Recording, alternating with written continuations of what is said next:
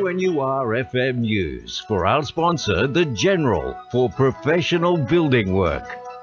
It's 6:30. Good morning, I'm Belinda De Lasheras with Hunter News. It looks as though People Power could put the kibosh on Camberwell's Ashton South coal mine, with residents refusing to help the company meet crucial approval conditions imposed by the Land and Environment Court. Residents lost an appeal against the expansion of the Chinese-controlled mine in August, but it's believed a key plank of approval requires Yancoal to acquire all land in the lease before it can open. But sixth-generation farmer Wendy Bowman, whose 190-hectare property is essential to the mine's expansion, insists she has no plans to sell up anytime soon.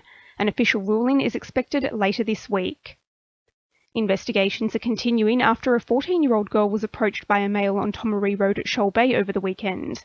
The man's described as Caucasian in appearance, between 20 and 25 years old, with short, light brown hair, wearing a t-shirt, shorts and thongs.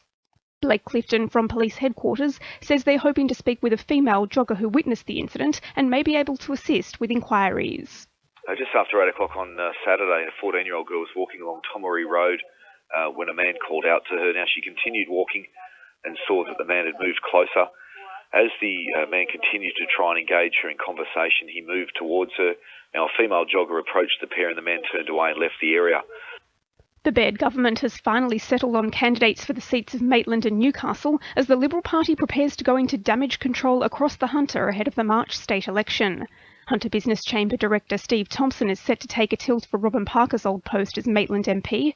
Independent candidate at the October state by-election Karen Howard has shifted her alliances, joining the Liberals to take a second crack at becoming the member for Newcastle. Nexus Day Hospitals are set for a services upgrade following the acquisition of Charlestown Private Hospital. The merger is part of the company's aim to enable a greater degree of doctor involvement with patients, as well as providing higher standards of care. CEO of Nexus Day Hospitals Andrew Petering says the group's acquisition will benefit both patients and employees. Our intention is actually to provide benefits across the group by sharing best practice across those day hospitals. Well, we think it'll help provide better quality operating facilities for surgeons in Newcastle and help provide better turnaround of wait lists for patients. Wallalong is set to receive an early Christmas present today with the opening of a long-awaited skate park around 10 this morning. The project has been underway since Wallalong residents lodged a petition 5 years ago calling for a skate park to complement existing recreational facilities.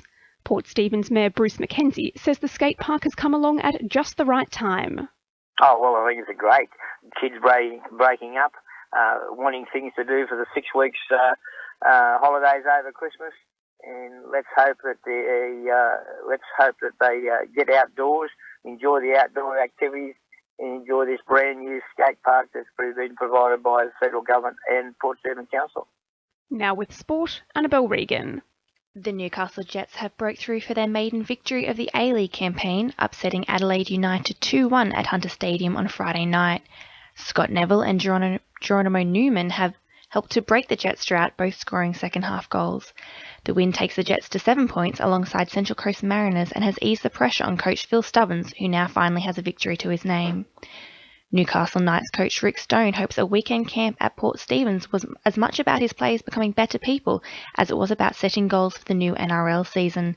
Sandhill runs and strenuous skills and weight sessions on the field and in the gym were the last taxing physical activities of the team's 7-week pre-Christmas block of off-season training.